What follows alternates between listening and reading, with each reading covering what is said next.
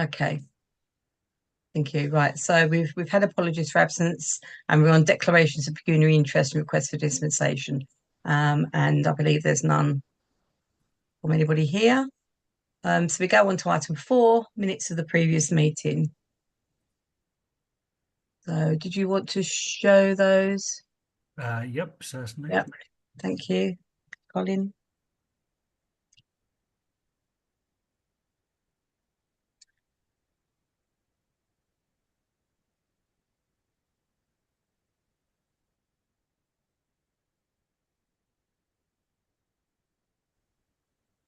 Is that the agenda or the? That's the agenda, I think, that one. Okay.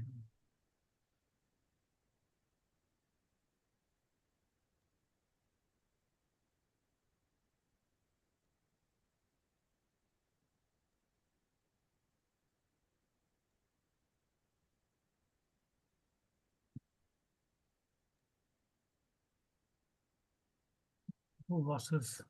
No, that's not right Okay. either. Oh, something's going wrong. I've got a lot of things called the same thing. I'm trying, and it's Oh, absolutely okay. tiny on my screen. I'm trying to work out what it is I'm actually looking at. There. Okay. Specsavers beckons. There you go. Third time lucky. Okay. Apologies, everybody. That's all right. Thank you. Okay. So just have a look at page number 34 in this case. Um, Nothing on there, I don't think. So if anyone's got anything to say, let me know. Page, I think most of these are on the agenda. Yeah. So next page. I don't think there's anything there. Energy Yeah, efficiency, we've got agenda Gary here items. to talk about that. Yeah. And the eco event, which I think we'll be talking about anyway, won't we? Yeah. Um, okay then. Can I have somebody Oh, to I can pick up on the last one. Yeah.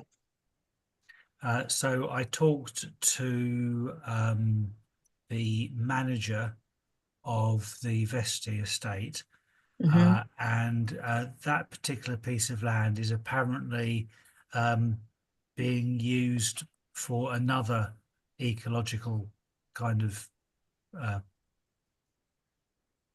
project. They weren't Right. terribly clear what it was, but basically that area is already being used for something. It doesn't look like it's being used for something, but apparently it is. So Right. they weren't able to let us plant any trees there. So that's the adjacent to the water Yeah, treatment works. yeah. Okay, fair enough. Okay, thank you for that. Okay, can I have someone propose minutes? Councillor David Smith. And second? Anyone to second? Councillor Alan Stitchcombe. And all those in favour? Yeah, thank you. That's agreed. Okay, so we'll just go on to next items. Uh, Item 5, actions from the previous meeting not on the agenda. So the first one is the Swift boxes launch, which was delayed until the 18th of March, primarily for myself, but then I couldn't make it anyway because we had a West Suffolk council meeting. So Councillor Cox, as deputy mayor, went along for me to represent the this working group and also to be there for the evening. And my feedback was from Sarah and I think it's Joe, isn't it? That it went quite well. It did. Yeah. I So, attended, Chair, oh, you did. Thank you. and yes, it was. There was a good turnout. A lot Hmm. of people very interested, um, uh, and lots of discussion after the meeting. So yeah, it was very well. It was very well done, I think. Okay, well, that's good. And thanks to Sarah and her team for helping with that. And I believe that we're putting some Swift boxes um, in our own buildings, one of our own buildings. In the Arts Centre, Yeah. there's some going in at the end of this month, when we're hiring a cherry picker for bunting and banners, we're Oh, also okay. going to be putting up the Swift boxes. We've also got a Swift. We've got two Swift callers, in fact. Hmm. So we use one in our building, and there'll be one available for another. Mm. Oh, okay, that's great. Yeah, lovely. Thanks for that, and thanks for everything that everyone's doing around that. Okay, so the next item on there was about the eco vend, and I met with Jan on Monday because we were speaking to Steve Barton to get a press release because the eco vendors or what Jan's doing in Newmarket had made the national news. So obviously people have been interested in contacting him. So and because we're quite a flagship in that sense, and that we're doing it before a lot of other people. Steve Barton and obviously the press are quite interested. So they came along. He came along to speak to us at the leisure centre where the eco vend is at the moment in Haverhill. And I got to use it for the first time. Apologies, it was the first time, but yeah, it works quite well. And the next thing that Jan wants to do is to get local businesses involved so that there will be some local rewards rather than just the national awards that are on there at the moment. Like, for example, if you go on there, you can get rewards at Curry's, sort of 10% discounts and things like that. But you don't have to get many points, it looks like, to get those. So, I've got 10 points for opening the app basically, or downloading the app, and then another 3 points. I put 3 bottles in, and that almost enables me to get 10% discount. So at Curry's or somewhere. So it looks reasonably, reasonably.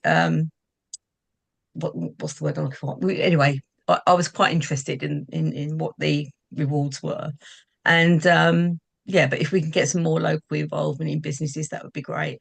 And then from that, Jan then wants to think about where we could site another one in Haverhill. So any ideas for that would be, I would be grateful. Um, but Chair, yeah, how big is the machine? I've not personally seen it. um, it's probably about the size of a normal vending machine, but probably a little bit more depth to it. I would have said because it takes cans and bottles. The interesting thing is it did detect a little bit of liquid in my bottle, so it rejected it. So I had to sort of make sure it was empty. Yeah. So um Councillor Miller Jones, you got your hand up. Yeah, I don't know if this has already been considered or not, but would it be worth approaching the secondary schools and seeing if they would be interested in being a site? Because, obviously teenagers, great for them to, have a way to get a bit of extra money. They might collect bottles from around the school, it might help with tidiness. Yeah. Don't know if it's worth asking. Yeah. Otherwise, just I don't know if there are any places that particularly suffer from litter. Obviously, I do know. We know Yeah. some places that do, but and those are the places we're talking about putting bins in and stuff. But I mean, Mm. I don't know if there are any places that would also be suitable for an eco. And presumably, does it need to be sort of like are there kind of security issues with it needing to be within a sort of I don't think there'll necessarily be security issues. I mean, if they've got it can vending be machines anywhere? in schools, I don't know. I mean, we have them in the college, we have vending machines, so I wouldn't have thought that's a problem. Perhaps in the secondary schools, for example, Yeah. it might be worth. If I mention it to Jiang, because he's going to talk to people in Haverhill, see if he's able to talk to them. That would be good. Okay, thanks for that. Any other comments on that before I move into the next bit? Right, okay, so next bit was Cuddlebrook. I haven't heard anything recently. The last thing we knew, Dave and myself, we gave some of our locality budget towards a consultation that the running club were gonna have, or we helped pay for that to see what could be done with the area. And obviously we've kept on about tree planting and how we can incorporate that into any of the plans that are taking place at Paddlebrook. So and Damien Parker has accepted that he will be speaking to the tree wardens at the same time as any plans that come forward from that consultation. Any questions on that? No. Okay. Item D, 5D, was the Chalkston open space. Colin? Vicky has given me a report. There's basically there's been a meeting regarding getting the gate design done, a brief for an artistic gate onto the Chalkston open space. Obviously the trees were all planted. I've just been talking to Gary earlier today about our community wardens tilling the area where the wildflower meadow is proposed to go. That was turned over by a farmer using a large tractor and plough, and it's last time I saw it, it was extremely rough, as you'd expect from a first plough of a new field, and needs to go over. So we're looking at how we can achieve that. What else Vicky has said is, well, some of the other stuff is more for the Chalkston, is about things like the skate park, which doesn't really come under the Energy and Sustainability Working Party. So the key thing is that we're looking how we can prepare the soil for wildflower meadow planting. It's worth saying that I'm planting a meadow myself, and this dry weather is delaying everything. We can actually plant right through the whole of the spring. It doesn't really matter when you plant the wildflower meadow, but it has to be wet because the seeds need watering in, and obviously there's no way we can hose the Chalkston open space. We'll get the surface ready, and if necessary keep tilling it over to stop too many weeds and grasses returning, to give the wildflower meadow the best possible chance. Okay, so we need to do a rain dance then, in the Chalkston. Okay. All right then. Councillor Miller-Jones. Yes, hi. I just wanted to ask Colin about my request for a maze, if that is still on the cards, if there still might be space for that. And if so, obviously that is an environment issue because, we'll use hedging and that'll be good for the environment, but we obviously need to think about what hedging and again, when, and, it'll be growing it from scratch and how long is that going to take, and about potential cost of sort of trimming it. And so I'm just wondering about all of those things, really. I've got lots of ideas and thoughts on those issues. Yeah, and yes, so although it's not on the main plan that was drawn up before you suggested it, that main plan included an area really just below where the slope from the care home will come in. So there's a big area that's been allowed for that. Excellent. So obviously, my thoughts on, obviously, ideally for a maze, you have something fast growing, you have fast growing hedging. But if it's too fast growing, obviously you don't want to do too much maintenance. I think from my Googling, it sort of suggested with a fast growing hedge, it might need trimming a couple of times a year, which isn't that much, but obviously that is sort of, taxpayer money if we have to pay someone to trim it. I don't know how long it would take to trim it. I was going to potentially offer I could just trim it, and then that way that kind of gets around that sort of issue with it. But I don't know, if there's already a gardener there doing other stuff at the space, maybe it's not a huge deal. I don't know. But again, when would there presumably there would be a specific time of year that we would need to plant that, or would it depend on a whole range of factors? Well, I mean, I'm no ecologist, but obviously planting the hedge, the winter time was the time to plant the hedge, the wildflower hedge that we've planted back in the very beginning of January, that got that in the ground. I would imagine a similar sort of timescale. We need to probably take some advice on what's a suitable species. I mean, some plants, once they're established, even things like privet would grow enormously quickly, and you'd be cutting it practically every week. I suspect you won't want to use yew or box because uh, it'll be there for Callum's grandchildren. So we need to find a happy medium for that. Yeah. But we also, of course, need a design. Residential. I would love if I would be allowed to design it, and all I need to know is how much space. Obviously, discuss the width that the paths would need to be and the widths that the hedges would need to be. But I am already ready to give you as many designs as you want, second you want them. Well, Chair, can I suggest then that perhaps Councillor Miller-Jones and I meet up at some point on the open space and we actually peg it space out and work out what's realistic.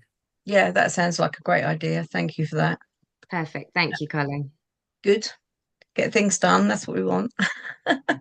Okay. Okay, the next thing on there is the EV charging. Over to you, Colin, again.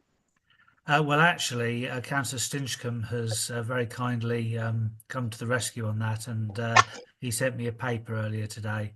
Okay. So, Councillor Stinchcombe, do you want me to share that paper? Yes, please. Can you hear me? I'm not sure if I've got audio here. Yes, we can. Yeah. Good. yeah. Okay. Let's see what I'll share this time. And Colin gave me a really exciting glimpse of revolutionary activity by Haverhill Town Council. Revolutionary activity. Yeah, potentially. Apparently we can ignore, well, I presume they get consulted on it, but we can ignore planning requirements at our discretion. We can Oh, declare UDI really? on planning. Probably Yeah, apparently. slightly overstepping the limits of that, but I think it's a matter of ability to work in partnership with West Suffolk to implement something that the local council would like to implement, but it still requires the cooperation of the district council. Yeah. Okay. So this is all Councillor Stinchcombe's work, so I'll pass back to him. Right. As Yeah. talking You about want to this. talk us through it? I'm sorry, I put this out about 4 o'clock. I think everyone Okay. had an opportunity to see it eventually when I actually attached it. So I'm sorry, I owe everyone an apology. I think it was on the minutes of the previous meeting that I was supposed to meet with Colin and catch up. I think I had written an earlier version of something vaguely similar to this just before the December, just before the December meeting, not the previous meeting, with some possible further points, and not all of those will be relevant now. So this is an attempt now to. Oh, by the way, I'm just remind everyone, if you're not already aware, that I'm participating in the cross pavement charging trial funded and organised by Suffolk County Council. So they're paying my planning application fees, which I'm very pleased about, and they will pay when they get round to it to installing a cross pavement channel that I can dump my charging cable into. But I'm learning quite a lot about that as I go along, like the fact that there's absolutely no guidance on it's a householder application apparently, although you would never know so from the planning portal. I mean, obviously it's a householder application because I am a householder, but what I mean is, isn't there some short and breezy, cheaper version of a planning application that you can do if this is all you're applying for? I want a shoebox that has electricity coming out of it on the wall of my house, and I have to do a full 350 quid ish householder planning application. And do I need full block plans and elevations? You would have thought that a plan was totally irrelevant, because how does a shoebox size thing show up on a plan? It's a pimple on the wall of my house. Mm. What is the point of doing that diagram? But the technician has told me that I have to provide that, otherwise my planning application will be rejected. And I'm thinking, come on, make it easier for folk.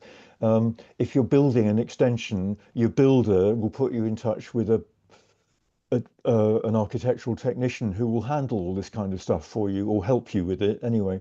Um, an electrician who puts in your charge point, they don't put in planning applications for anything, as far No. as I'm aware of, on a routine basis. So they're not going to know any more than I do. So Mm. make it easier, folk. And then I'm sort of saying somewhere that actually the West Suffolk Council could, I think the term is, bring forward a permitted development order, and they could just scrap any require. I'm looking at you, Dave, here, and well, anyone who sits on district council. They could just do away with it. So if it's that easy to do away with it altogether, that makes it arbitrary. And if it's arbitrary, why the hell are we making people go through all this? Mm. And then Colin has come up with, well, maybe we, is it, Colin, have I understood then that it's a way of the town council's planning committee acting as agent effectively for the planning authority? Is that something like it? Yeah, so basically, instead of an LDO, there's such a thing as an NDO, which is a neighbourhood development order, which under the Localism Act, parish councils that hold the general power of competence can bring forward. And that, or a CBO, which another three-letter acronym regarding planning, I believe may possibly be the equivalent of an LDO, and I would need to talk to West Suffolk Planning to whether I'm right, but I potentially it would give us the power to do the same thing as an LDO would give a district council. Okay. But even then, it would still need the say so of West Suffolk Council, Yes. or can we can't Yes, do it it would. Yeah, unilaterally, can we? yeah, yeah. You can't, unfortunately, you can't impose something without it being adopted by the local planning authority and LPA. So if the LPA likes your NDO, then they'll adopt it possibly as their LDO. Well, that's right. I mean, I don't mind us doing one of these things, to amuse Colin and me, use up, keep us off the streets and keep us occupied. But actually, the whole of West Suffolk could do with this. In fact, the whole of Suffolk could do with it. At the moment, I just feel it's a kind of waste of everyone's time and energy, because I really can't see that there's anything about sticking a shoebox size thing on the front of your house and with the intention of then trailing it off your premises legally through the pavement. How is the planning authority going to be interested in that? I mean, of course, if a highway authority is a consultee to that, they could then say, oh, but you haven't applied for a license, but you've got to apply for a license anyways, apparently. So I just don't understand why we're doing it, unless you evil West Suffolk councillors. It's an evil income generation scheme for the district council. But I'm sure that couldn't be possibly the case, could it? I can't possibly comment Deathly. on that. Yeah, I wouldn't know how it works. I mean, Colin, are you gonna be speaking to the planning of I will do. So right? that the neighbourhood development orders Mm. is a really obscure part of the Localism Act, and it's a really underused part. So Right. there's hardly any evidence of what people have done with them. Mm. And mostly what people have done with them is they've had a neighbourhood plan, Yeah. and then they've enabled some of the land allocation under the neighbourhood plan by using a neighbourhood development order. But we're talking probably less than a handful of councils. So Okay. the actual potential for what you can use a neighbourhood development order for is literally nobody knows. So Mm. it will be a matter. I'll have to compare notes with probably Penny Mills to begin with at West Suffolk Hmm. to work out whether we think those powers do come. I'll also take advice from NALC and from the Society of Local Council Clerks to see whether or not they think a neighbourhood development order could effectively give permitted development rights. So many three-letter acronyms here, it's getting I know. ridiculous. For charges. Okay. Councillor David Smith. Yeah, I think rather than these sort of like malicious intent to raise funding, it's a lack of awareness. I believe that, you know, as Colin said, there's so few people taken up with it. It's not, I'm not even considered as an income stream. So, as Colin said, he's going to maybe speak to Penny Mills. I suppose I could approach both the cabinet member for planning, which is Jim Thorndike, and also Gerald Kelly, who covers the environment. So, if we get those two together, think about it and see where we can use the legislation to our benefit. So I'm happy to do that. Okay, thank you. Okay, any other comments on that? Nope. Okay, so we'll go over to item 6 on the agenda, public forum, but we haven't got any members of the public, so we can skip that one. Item 7, energy efficiency at the Clements Community Centre. Votes over to Gary, I believe. Hello, can everyone hear me? Just to double check that I'm online. That's great. Thanks, Gary. Okay, cool. Thank you for everyone's patience with this. It has been quite a process. What I've noticed is that when we've asked agencies to come and have a look at the Clements, this isn't a easy 20 minutes in the Clements and away they go, send us a quote for an air source heat pump. It's quite an in-depth analysis piece of work of the whole site holistically. So I contacted obviously quite a few agencies, and one agency did all the measurements, which took hours, and they never got back to me. And we have had 2 quotes for air source heat pumps and a discussion with our current contractors who deal with air handling and boilers, and I can feed that back.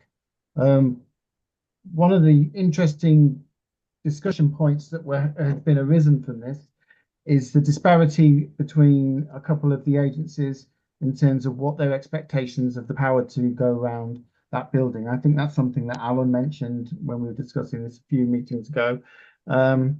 And it has been a source of interest in how people are returning to us. So if I just feed back, for example, the first quote that we had from an agency for an air source heat pump itself, all in with labour and parts, was £20,000. Now, here's where it all starts to come very interesting, is that was based upon a 16 kilowatt system, which is, and I don't know if Colin can confirm this, is in the region of kind of the wattage of a household type level of power around that particular building. So it started did you say 16, Gary, or 16? 16, yes, 16, okay, thank you. kilowatts. That was handed into us quite early on. We've then obviously gone through the process of trying to get other people in. So from this point onwards, I then have had conversations, including today, with another contractor agency who have sent a quote in. Now, their system is based on a 42 kilowatt system, and their costing for this is £54,000, 54. Now, obviously, that's quite a large jump. So what the conversation, that is going back, remember that the boiler itself, the Ferroli boiler, which is currently in site, is running at 44 kilowatts, just to give you an idea of the power. So having conversations also with the current agency who look after our air handling and boiler systems, is they went away They never sent through an official quote, but they did send me a piece of an email which stated something along the lines, which if I can just quote to you, a cheaper option may be to have a VRV system. And if I can just quote something off the internet to you, a VRV is a variable refrigerant volume system, also known as a variable refrigerant flow system. Now, if you ever read VRV or VRF, it's the same thing. It's just a matter of trademarks. One is the trademark of a particular company, but they're the same product basically. Now, a VRV is a type of air conditioning equipment with a large number of indoor units being served by one outdoor unit. It is a solution for a variety of commercial and industrial premises, including offices, factories, plants, retail, warehouses. Now, I've had two agencies now. The agency that sent us through the quote was 54. Now, when I obviously had a chat to them, it was quite an honest chat, and I said, well, here we go, that's quite a large amount of money. And his opinion correlated with the opinion of our current agency is that it may be worth looking at the VRF system, which is comes in a variety of formats, including water-cooled or air-to-air. Basically, in a nutshell, it's an air conditioning system, aircon unit that heats and obviously chills, running off a very low energy footprint. So from my perspective, learning about this, I think the next piece of work to do on this, should we wish to, maybe to investigate that. Now, of course, my question to everybody is, are we locked into air source heat pumps for a variety of reasons? Is it funding? Is the grant funding coming from somewhere that we want an air source heat pump, or is the funding set up for us to investigate what we can call the VRV system, which is in essence an aircon unit? The opinion of two, I haven't spoken to the original quote agency, but the opinion of 2 out of 3 is to bypass the ASHP and go with a VRV system. A VRV system, to give you an idea of the costing, would come in between 20 and 30,000 all in, depending upon the nature of whichever units / system that we went with. So my questions that I have written down here while we were talking was, do we direct our energies and attentions to finding a solution through the VRV means? And 2, would that fit our funding pattern? And if it all does, then obviously I would then go back to these agencies and further that conversation from that particular point. Again, thank you everyone. It's been an ongoing process because this, like I said, this wasn't a need. When people have sent quotes in, they have literally spent 10, 12 hours with about 4 or 5 hours on site, and then 4, 5, 6 hours putting the quote together. It's quite detailed. So these agencies have finally come through to us. So yeah, I'm just curious what everyone feels about that. Okay. Councillor Miller-Jones.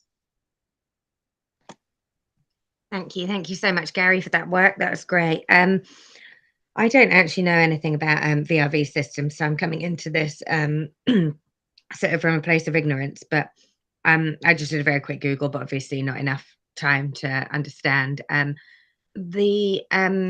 concern would be over the kind of relative carbon cost of sort of choosing one over the other, because my assumption would be that the VRV would be worse than the air source heat pump from that perspective. I don't know if you can clarify that, Gary.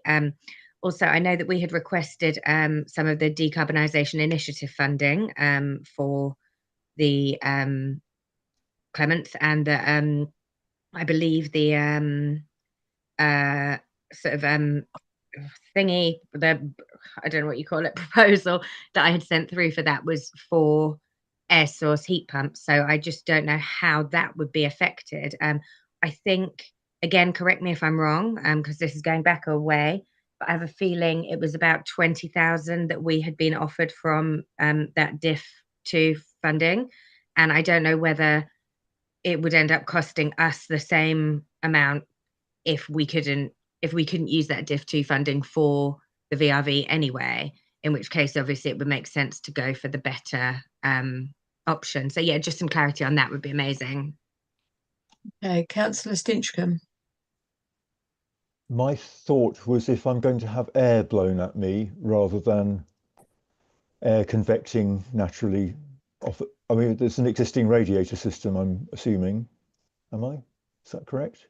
That my comfort might be very different. I mean, I find going into premises with any kind of air blown heating, you're either right under it or you're not, you know, and there can be quite big extremes of temperature. It might be more efficient, and to guess what Gary's going to say about the question of efficiency, I mean, air source and this system are both taking if they're heating the interior, they're both taking their heat from the air. So I'm not sure that there'd be any difference in the carbon cost. And indeed, air blown at you can be switched on and off and be more efficient from that point of view. So I'm optimistic on the energy front and not very optimistic on the comfort front. But that's because I just don't like pools of air being dumped on me. Not that I'm against it in principle. Thank you. Okay. I do Colin. believe, I mean, I do believe from talking to the chap today that they do have quite a low energy footprint, and that's why they're suggesting it as a replacement potential as an AHP. So, I'd have to get a little bit more information from Alan's points, and I'm writing them down as we speak. Yeah. Okay, Colin. Thank you, Chair. Thank you, Gary, for getting those.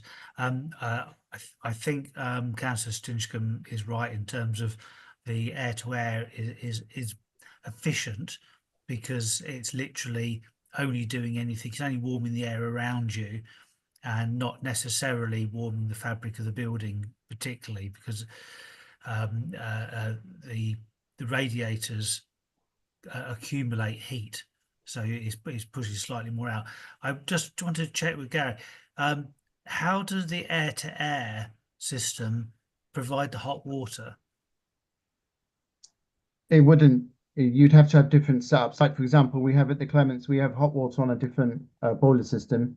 We'd have to set something up like, in essence, like a shower at home where you turn the water on, it comes hot through. But I think we'd have to number crunch that in terms of how if we're then going to add on more to our carbon output by a number of mini systems to supply the hot water.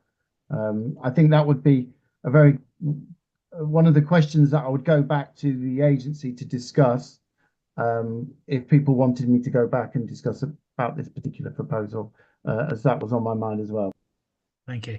The air source heat pump proposals that both companies have made would provide hot water as well as heating to radiators.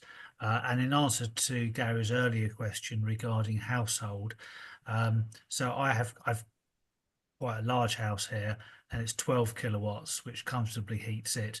And this is a 16 kilowatt system that's being referred to here in the quote from one supplier, and the other is quoting a 42 kilowatt system. So that's hugely larger. Okay, Councillor Stinchcombe again. Thank you. I'm just going to add to Gary's list by asking, well, perhaps he can tell us already, do either of the options on the table cool a hot premises during the summer, the height of summer? Because I imagine the new proposal does. I'm not sure whether the air source heat pump was that clever. Looking at it now, I can't see any reference to a cooling element to the proposal. Chair, if it's helpful, I don't believe you're able. You can, and there is a setting for it for an air source heat pump being used to cool. but I think technically there's some issue in this country about being allowed to use that function on an air source heat pump. I only Right. know that because I have the same here, and I can't have the cooling function. The idea is it would send cold water around the radiators. Mm. The air to air, I would imagine, given that it is actually an air conditioning, it's a heat and vent system, and heat and vent Mm. systems have been around for years. That yes, it can do both. Yeah. Okay. Councillor Miller-Jones. Thank you. Just to be a pain, I just wondered if I could get some clarity on the question that I asked about the decarbonisation initiative funding, just because I feel like that's quite sort of key to this, because obviously if we were going to lose that funding by changing the option, that wouldn't make any sense at all as far as I'm concerned. So I don't know if anyone has the answer to that, but I'm fairly certain that we put in a proposal for an air source heat pump rather than generally we just want to change the system. So I have a feeling that it might be a bit tricky to sort of then go and say, no, we're doing something different now, because obviously that decision making process has already been completed. But I don't know if anyone has any clarity on that, either Colin or Gary. No, Chair. I mean, at the end of the day, yes, Councillor Jones is right. We have funding based on the original quote for air source heat pump. I don't know what West Suffolk think about air to air, whether whether, as far as they're concerned, as long as it's a sort of non-gas or non-fossil fuel replacement that is efficient and effective, whether they would mind, I don't know. But even if we pitched to them a air-to-air system and they pulled a face, we've still got the air source heat pump in our back pocket. Yeah, it's true. I've got a comment here from Councillor Burns on chat. The heat loss and the clements may well be bad, as there's virtually no insulation on a 1960s building. Have we had an assessment? The main hall is also a very large area to heat with a 16 kilowatt system, let alone the other parts of the building. I don't know if you've got any comments on that, Gary.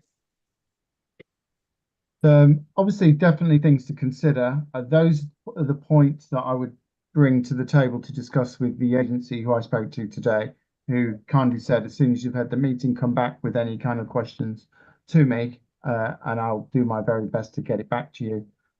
They're very keen to do public good, was his phrase, but I'll go back with all your questions and then I can send that through at some point next week in a document. Yeah, that'd be great. That'd give us an idea. And then I think we need to perhaps then look at, you know, do we need to consult West Suffolk Council about the decarbonisation funding part of it? I think so, Chair. And also, after the last meeting, when the issue of insulation was raised, I've passed that to Gary. He's looking into how to have some insulation above the false ceiling in the building. Clearly, the insulation for any sort of energy efficient system, number one is insulate. Number two is then find an efficient and effective form of heating.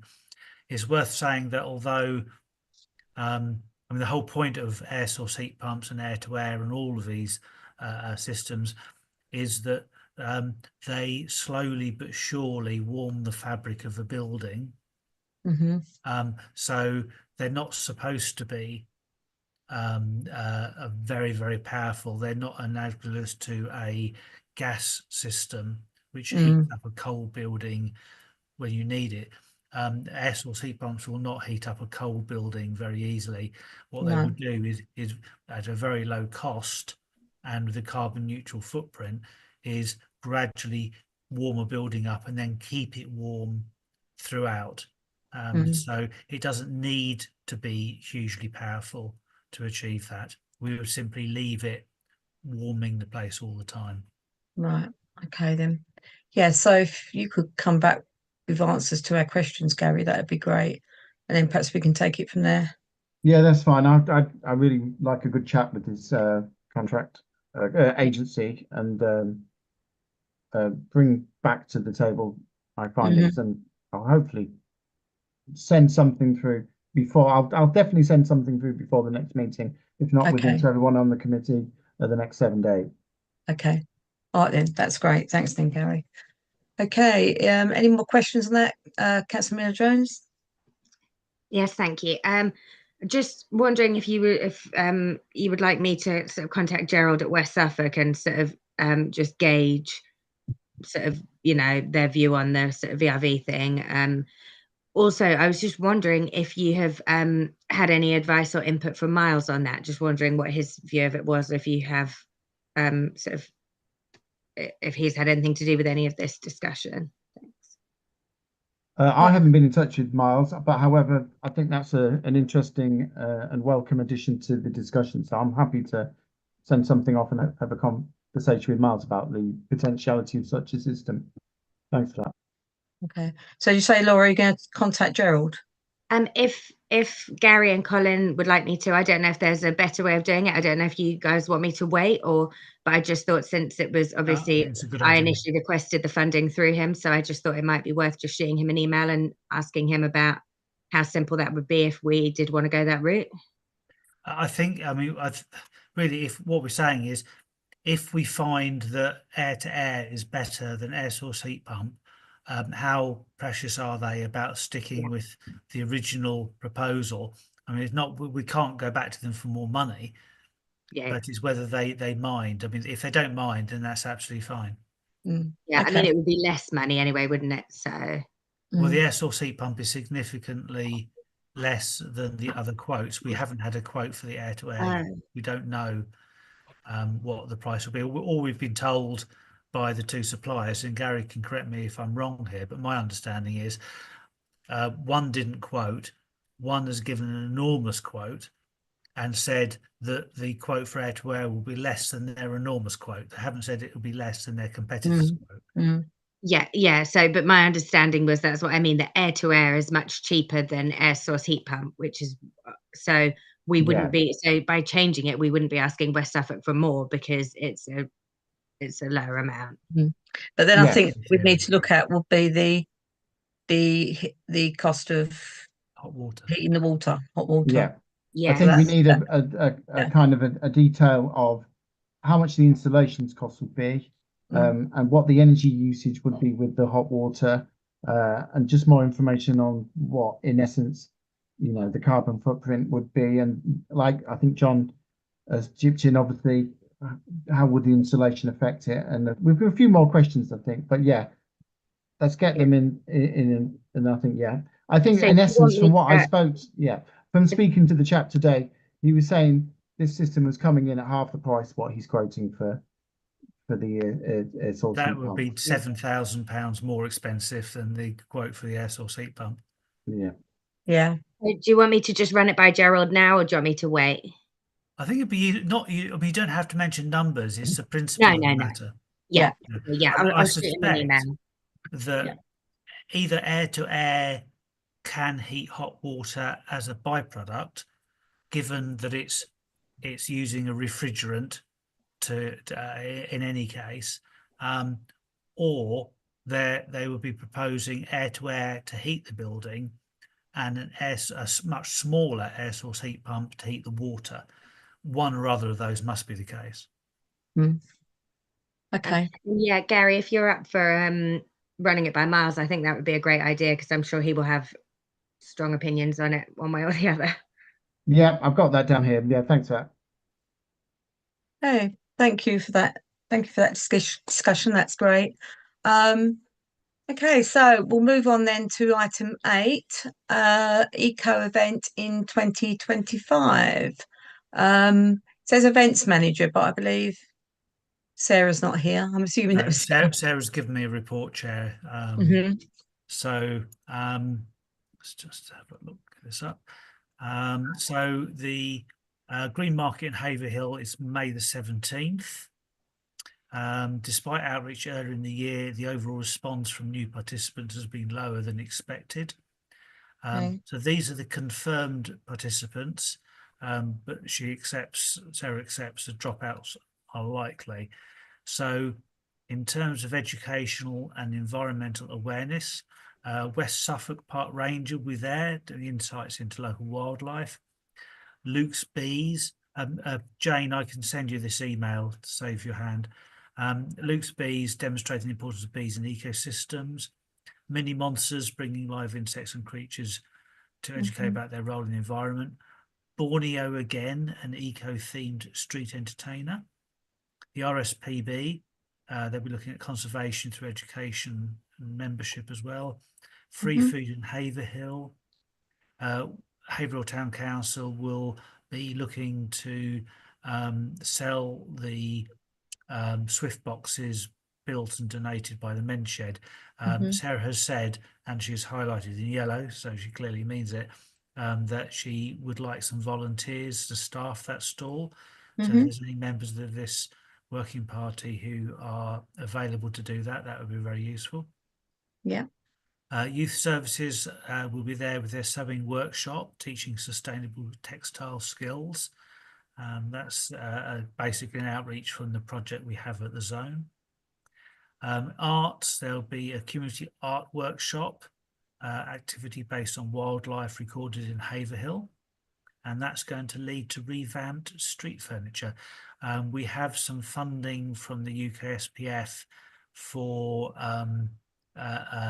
decorating some of the dull utilitarian electrical boxes in the high street to be more attractive.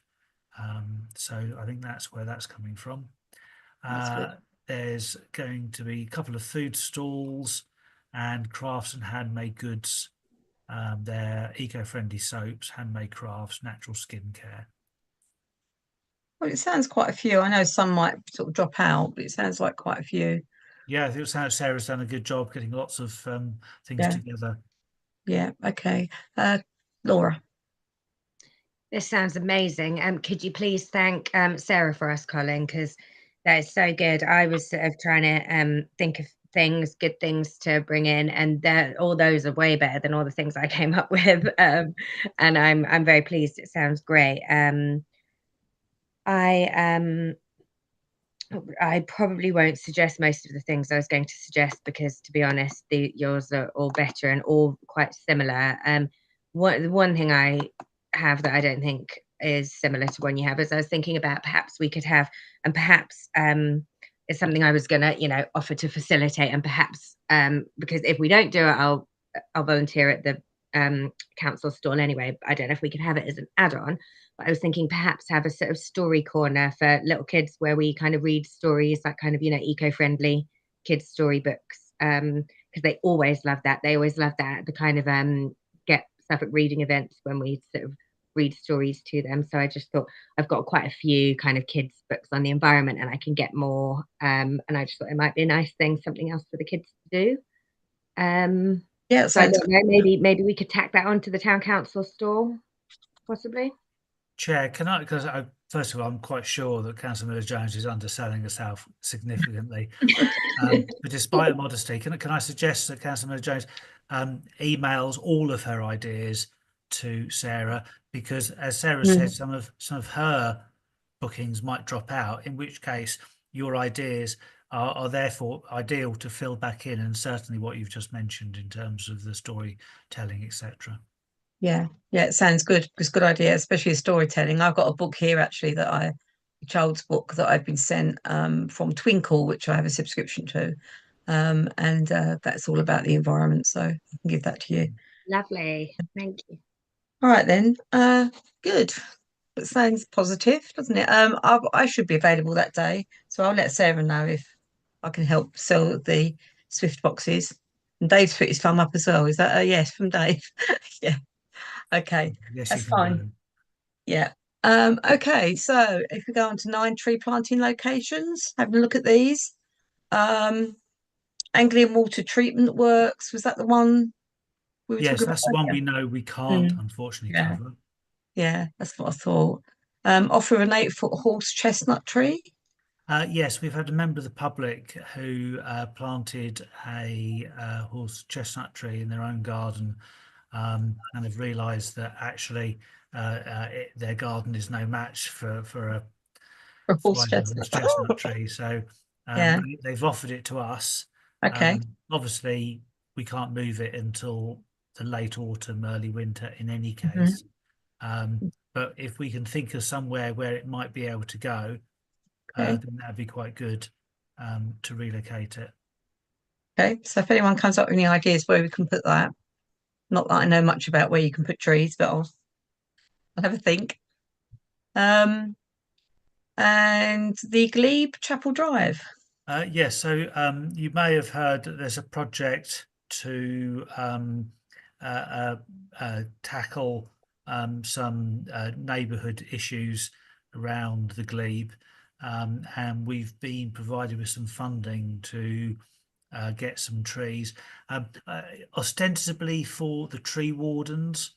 But I haven't yet had a chance to have a discussion with Angela from the tree wardens about this particular project. It may not be a suitable one for them, but otherwise our community wardens will plant some trees in the autumn there. Oh, okay.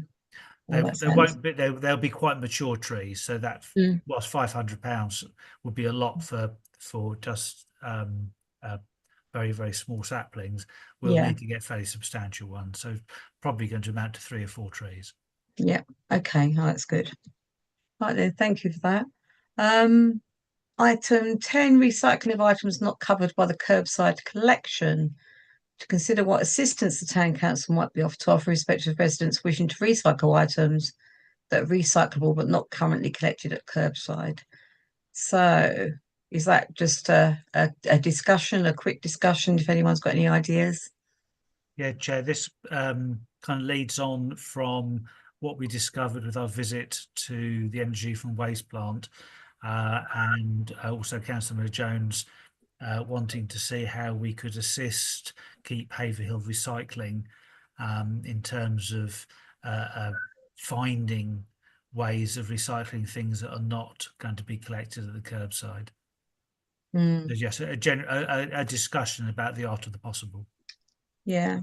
Okay, so open the floor if anyone's got any thoughts on that. Nobody? I mean, we are gonna be going forward, be having bottles collected, aren't we?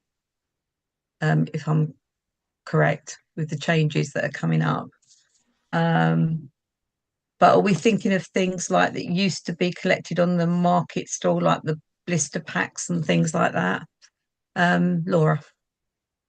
Yeah, so we are going to be also having Tetra Paks collected, I believe, which is a huge one. That was a massive issue. And so that's absolutely amazing.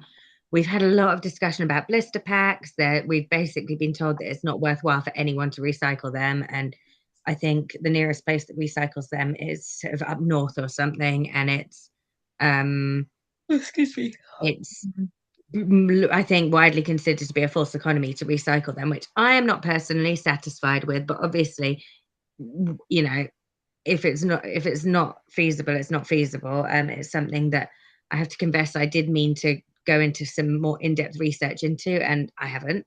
So I apologize for that. But yeah, there are other things. There's the crisp packets, there's sort of toothpaste tubes, various things that Keep Haverhill Recycling were taking. And I think the main problem was that they had some agreements with some places like Savers and a couple of other places who were initially taking these things for them, and then basically said it's too much, you've got too big, we're supposed to take them from individual households, not as these sort of massive kind of townwide collections. And from what I can tell, it's that response everywhere. Like there's quite a few places that will take things from an individual, but no one in town who wants to take masses that we as a town council would collect. So I think we would need to find our own way to dispose of those items if we collect them.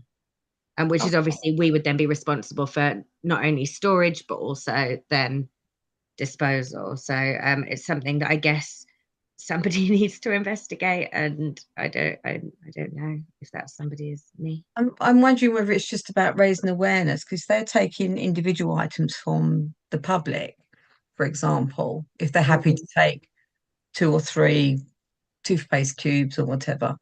Perhaps if we raise awareness that people can take them to these stores rather than, perhaps bring them to a central point like they were when we were doing Haverhill recycling. Yeah, perhaps the first step would be for us to find out who is still taking items and what they're taking, because I have to confess I don't have a clue. Most of the knowledge I know on that I've heard in sort of these meetings. I don't have first-hand knowledge.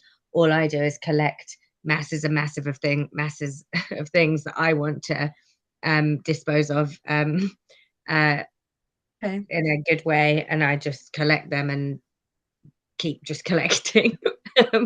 So I'm happy to make some inquiries if need be, because I've got a couple of weeks off. I shouldn't complain. So yeah, I can make some inquiries when I'm walking around that town. would be amazing. And ask, even if the chemists are taking a few blister packs or whatever, see if we can find out. Someone might know something. Okay, thank you. Anyone else got any comments on that? No? Okay, so 11, environmental policy review. Full council requested this working party review the current environmental policy. So have we, Councillor Sinchcombe? I've got a feeling, Colin, you might have sent out the wrong document, because we had a equality policy, a copy of the equality policy with the first batch of documents you sent out. Was that meant to be this? No, I'm doing well here. I did notice that, actually. It should have been the environmental policy that was sent out. So all we're expecting from this evening is to agree the process. How do you want to go about reviewing this policy? I would imagine, given the experience recently at full council of going through a policy line by line, which was quite excruciating, we probably don't want to do that. So do you want to send it out then to us, and we get back to you by a certain day with that? Make sure it's sent out with the minutes, and then if people can make comments on it, etc., then bring it back to the next meeting. Okay, that sounds a good idea. We've got a year to process it through, basically. Okay, thank you. Fair enough. Item 12, items for next meeting. Has anyone got anything they want to discuss at the next meeting? Or have we got enough to be going on with?